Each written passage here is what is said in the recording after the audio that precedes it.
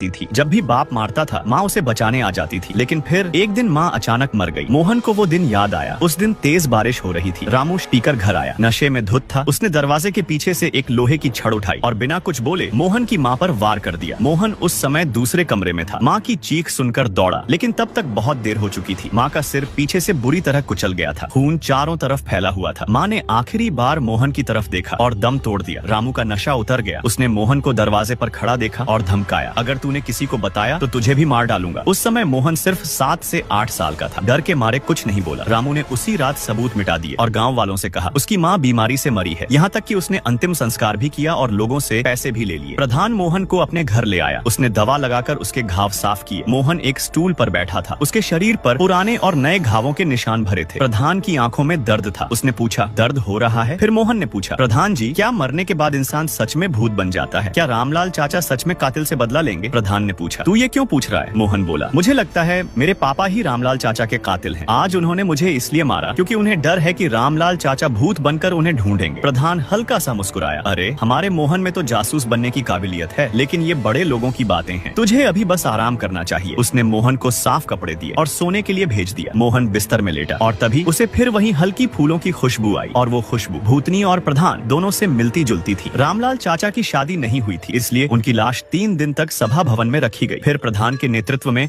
उन्हें दफना दिया गया। मोहन ने सोचा अब सब खत्म हो गया, लेकिन दफनाने के अगले ही दिन गांव में फिर एक मौत हो गई। इस बार मरा था शिवलाल काका। वह अपनी कुर्सी पर बैठा मिला, दोनों हाथों से अपना ही गला दबाए हुए। उसका चेहरा नीला पड़ चुका था, मुंह खुला हुआ था और उसके पास वाली कुर्सी पर रामलाल चाचा की लाश बैठी थी। उसकी उंगलियों में ताजी मिट्टी लगी हुई थी। ऐसा लग रहा था जैसे वह खुद अपनी कब्र से बाहर निकलकर आया हो।